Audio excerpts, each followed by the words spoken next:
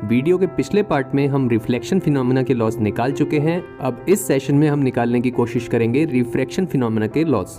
Refraction phenomena के बारे में अभी तक हम ये जानते हैं कि जब लाइट एक मीडियम से दूसरे मीडियम में जाती है तो वो अपना नॉर्मल रास्ता नहीं लेती है, बल्कि उसका डायरेक्शन चेंज हो जाता है। अब इसी बात पे और प्रॉपर जानकारी हासिल करेंगे एक्सपेरिमेंट के थ्रू।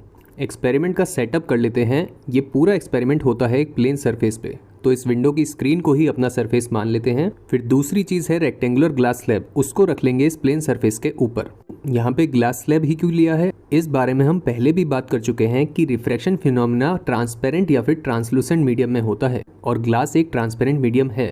फिर तीसरी और आखिरी चीज हमें चाहिए एक लाइट सोर्स। इसके थ्रू हम लाइट की एक रे को इंसिडेंट कराएंगे ग्लास स्लैब के ऊपर। सेटअप अब रेडी है। अब जब हम एक्सपेरिमेंट करते हुए लाइट की रे को इस स्लैब पे इंसिडेंट कराते हैं तो वो कुछ इस तरह से पास होती है। ये एक्शन यहाँ पे हो तो एक सेकंड में गया, लेकिन यहाँ पे हो क्या रहा है उसको समझते हैं। ग्लास स्लैब हमारा था ये, इस पे लाइट की रे इंसिडेंट हुई तो नाम इसका क्या हो जाएगा, इंसिडेंट रे। फिर ग्लास स्लैब के इस पॉइंट P पे जब ये टकराई तो इसके बाद इसने अपना नॉर्मल रास्ता, ये वाला रास्ता नहीं लिया, इंस्टेड वो हो जाती है बेंड और रास्ता लेती है ये। और इस रे को हम क्या कह सकते हैं, रिफ्रैक्ट हुई है तो रिफ्रैक्टेड रे। अब चीज़ों को बेहतर समझने के लिए बिल्कुल रिफ्लेक्शन के लॉज में जैसे हमने किया था वैसे ही पॉइंट ऑफ इंसिडेंस पे ड्रॉ कर लेते हैं एक नॉर्मल, और यहाँ पे एंगल ऑफ इंसिडेंस हो जाता है ये I1 और एंगल ऑफ रिफ्रैक्शन हो जाता है ये R1। ये तो बात हो गई पॉइंट P पे होते रिफ्रैक्शन की, जब रे एयर से ग्लास में आ रही थी। अब आगे जब ये रे जाती है और ग्लास से वापस एयर में आती है तो अगेन रिफ्रैक्शन होता है पॉइंट Q पे, और अब अगेन ये अपना नॉर्मल रास्ता नहीं लेती है जो कि था ये। अब ये फिर से बेंड हो जाती है और ये लेती है ये वाला रास्ता, और इस बार क्योंकि ये रे ग्लास से निकली है, एमर्ज हुई है, तो इसको हम नाम दे देते हैं एमर्जेंट रे। अब इस Q पॉइंट पे भी हम बिल्कुल पहले की तरह नॉर्मल ड्रॉ कर लेंगे, और यहाँ पे एंगल ऑफ इंसिडेंस हो जाएगा ये वाला I2 और एंगल ऑफ रिफ्रैक्शन हो जाएगा ये वाला R2। हमारी सारी मार्किंग्स अब हो गई हैं और अब हम ऑब्जर्वेशन करने के लिए रेडी हैं। क्या आप सोच सकते हैं कि क्या ऑब्जर्वेशन एग्जिस्ट कर रहे हैं यहाँ पे? दो बड़े ही क्लियर ऑब्जर्वेशंस हैं। पहला ऑब्जर्वेशन है ये, जब रे एयर से ग्लास में गई तो उसका जो अपना यूजुअल रास्ता था वहां से वो नॉर्मल की तरफ बेंड हुई है, यानी कि it bends towards the normal. जबकि दूसरी तरफ जब वही रे ग्लास से एयर में गई तो इस बार जो उसका बेंड था वो उसके यूजुअल रास्ते से नॉर्मल से दूर की तरफ था, यानी कि it bends away from the normal.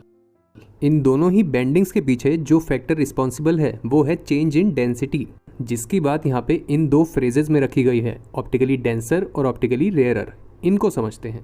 Optically denser जो शब्द है यहाँ पे वो एक वर्ड से आता है जो कि है ऑप्टिकल डेंसिटी।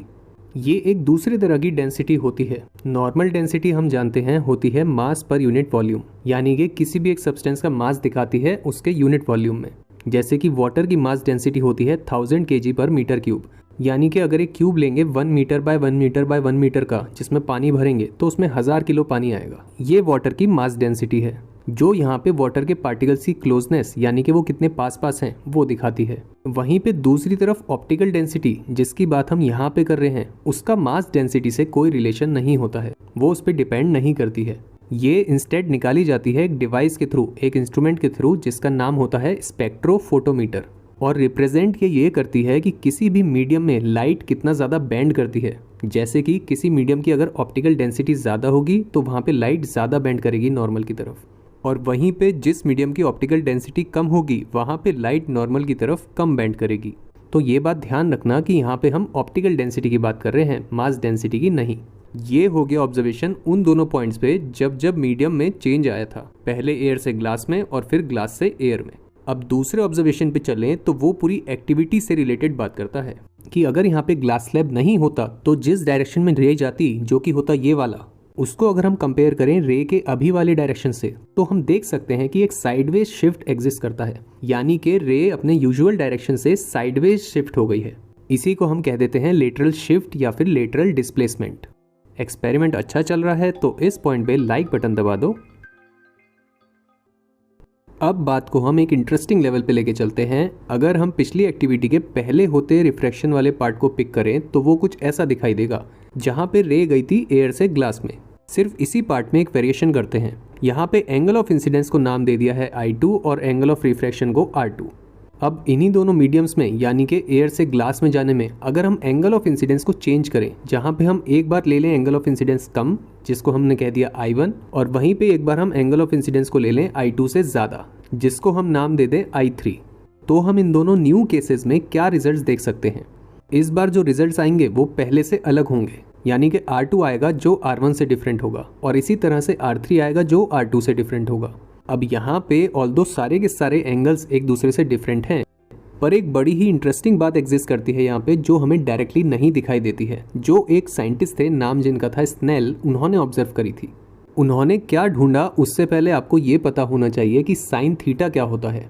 मैथ्स में ट्रिग्नोमेट्री ब्रांच में एक टर्म होती है ये, जिसमें एक राइट एंगल ट्राइंगल में एक एंगल का साइन निकाला जाता है, वैल्यू जिसकी होती है परपेंडिकुलर अपॉन हाइपोटेन्यूज। इसी वैल्यू को जब स्नेल ने निकाला I1 के लिए तो उन्होंने लिया परपेंडिकुलर ये और हाइपोटेन्यूज उनका हो गया ये वाली साइड। बिल्कुल इसी तरह से उन्होंने निकाला साइन R1। अब इसके बाद उन्होंने निकाला इन दोनों टर्म्स का रेशियो, आंसर उनका आया 1.5। इसके बाद उन्होंने ये सेम काम I2 R2 वाले केस के लिए किया, वहाँ पे भी वैल्यू सेम आई 1.5। अब ये इंटरेस्टिंग था, इसको कंफर्म करने के लिए उन्होंने तीसरी वैल्यू के लिए भी इस काम को करके देखा, I3 R3 के लिए।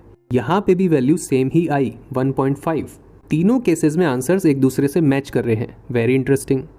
एक्सपेरिमेंट में एक लास्ट चेक और उन्होंने किया, उन्होंने यही पूरे का पूरा काम करा एक डिफरेंट पेयर ऑफ मीडिया के लिए। उन्होंने इसी काम को एयर से वाटर के लिए भी किया और उन 3 केस में भी वो तीनों वैल्यूज एक दूसरे से सेम आई, लेकिन वो ग्लास के केस से डिफरेंट थी। वैल्यू वो थी 1.33। अब इस पॉइंट पे हम रिजल्ट्स लिख सकते हैं, for a given pair of media और mediums the ratio of sine I to sine R is always a constant value. Value सिर्फ ये एक नाम की नहीं है, इसका रेलेवेंस है प्रॉपर। ये किसी भी मीडियम के लिए ये बता सकती है कि उसमें कितना अमाउंट ऑफ रिफ्रैक्शन होता है, जैसे कि ग्लास के केस में रिफ्रैक्शन ज़्यादा होता है अगर वाटर से कंपेयर करें।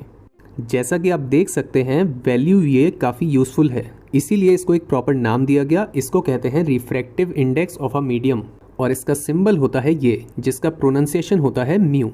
स्टेटमेंट ये रिफ्रैक्टिव इंडेक्स की डेफिनेशन भी है and at the same time इसको एक दूसरा नाम भी दिया गया है, इसको कहते हैं स्नेल्स लॉ, प्लस ये हमारा फर्स्ट लॉ ऑफ रिफ्रैक्शन भी है।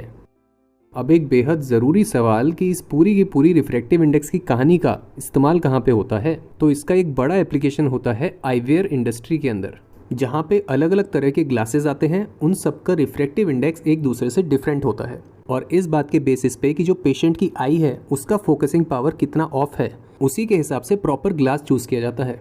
तो वहाँ पे रिफ्रैक्टिव इंडेक्स की वैल्यू एक मेन रोल प्ले करती है। इस पे एक छोटी सी और इंटरेस्टिंग डिटेल और सुनो। रिफ्रैक्टिव इंडेक्स का एक फॉर्मूला ये भी है, mu is equal to V1 upon V2, जहाँ पे V1 है लाइट की velocity in the first medium जहाँ से वो आ रही है and V2 is the velocity of the light in the second medium जहाँ पे वो जा रही है। इस फॉर्मूला की मज़ेदार बात यह है कि इसकी मदद से हम ये निकाल सकते हैं कि लाइट की स्पीड ग्लास के अंदर या फिर किसी और मीडियम में कितनी होगी, जैसे कि ग्लास का म्यू कितना था 1.5। तो अगर हम इस फॉर्मूला में डिटेल्स पुट करें जहाँ पे लाइट की स्पीड एयर में कितनी होती है वो हमें पता है 3 × 10⁸ मीटर्स पर सेकेंड। फिक्स्ड वैल्यू है, ये हमेशा रख सकते हैं। तो इस फॉर्मूला से कैलकुलेट करने के बाद ग्लास में लाइट की स्पीड आती है 2 × 10⁸ मीटर्स पर सेकेंड, यानी कि लाइट की स्पीड में 33% का ड्रॉप आ जाता है जब वो ग्लास के अंदर मूव करती है। एक वैल्यू आप भी निकाल के देखिए। वाटर की अगर बात करें तो उसका रिफ्रैक्टिव इंडेक्स होता है 1.33, तो आप निकाल के देखिए कि speed of light in water क्या होती है और आंसर कमेंट्स में बताइए। ये हो जाती है बात हमारी कंप्लीट इस काफ़ी interesting first law of refraction पे। अब हम चलते हैं सेकंड लॉ की तरफ। पहले वाले से छोटा है ये और एक्टिविटी ये काफ़ी सिमिलर है उस एक्टिविटी से जो हमने सेकंड लॉ ऑफ रिफ्लेक्शन के टाइम पे करी थी, जिसमें आप ध्यान करो कि हमने ये वाली एक्टिविटी करी थी और हमने ये प्रूव करने की कोशिश करी थी कि इंसिडेंट रे, नॉर्मल और रिफ्लेक्टेड रे तीनों ही एक ही प्लेन में लाई करती हैं। इसको हमने किया था by making a cut at this point और फिर इस कट के जो लेफ्ट साइड का हिस्सा है जब उस पेपर को नीचे किया था तो रिफ्लेक्टेड रे वहाँ पे हमें दिखाई नहीं दे रही थी, जिससे हमें पता चला था कि वो भी उसी प्लेन में लाई करती है जिसमें इंसिडेंट रे लाई करती है। अब बिल्कुल यही सेम एक्टिविटी हम यहाँ पे भी करेंगे। ऑप्शंस यहाँ पे हमारे पास दो हैं, या तो अपर हाफ वाले पार्ट में करें क्योंकि वहाँ पे भी इंसिडेंट रे और एक रिफ्लेक्टेड रे है, या फिर लोअर हाफ वाले पार्ट में करें। तो अपर हाफ में ये एक्टिविटी नहीं हो सकती है, ये आप खुद सोचिए कि क्यों नहीं हो सकती है। हम इसे फिलहाल करते हैं लोअर हाफ वाले पार्ट में और यहाँ पे इसको करने की भी ज़रूरत नहीं है क्योंकि बिल्कुल सेम ही एक्टिविटी रिजल्ट यहाँ पे क्या आएगा ये आप सोच सकते हैं। जो यहाँ पे इमर्जेंट रे है वो एक्चुअली यहाँ पे रिफ्रैक्टेड रे का रोल प्ले कर रही है। और जब हम लोअर हाफ में इस वाले पोर्शन में पेपर को नीचे करेंगे तो हमें यहाँ पे इमर्जेंट रे या फिर हम कह सकते हैं रिफ्रैक्टेड रे हमें दिखाई नहीं देगी, जिससे हम ये कह सकते हैं अब कि the incident ray, the refracted ray and the normal to the interface of the two media all lie in the same plane. यही हो जाता है हमारा सेकेंड लॉ ऑफ रिफ्रैक्शन। अच्छा, एक बात यहाँ पे आप ये भी ध्यान रख लो कि सेकेंड लॉ में, इस वाले लॉ में इतनी कुछ खास बात नहीं होती है, मेन बात होती है फर्स्ट लॉ के अंदर। तो उसको अच्छे से स्टडी करिए, उसमें काफ़ी सारे न्यूमेरिकल्स भी बनते हैं, उनको आप इजीली प्रैक्टिस कर सकते हैं बुक से, क्योंकि फॉर्मूलाज हमने ऑलरेडी सीख लिए हैं। इसी के साथ हमारा ये टॉपिक भी कंप्लीट हो जाता है, तो well done to you. Series के इस अगले एपिसोड में हम बात करते हैं कि अलग अलग तरह के मिरर्स में रे डायग्राम्स की मदद से हम इमेज फॉर्मेशन को कैसे समझ सकते हैं। एक छोटा ब्रेक लीजिए और उसके बाद इसको भी स्टार्ट करिए।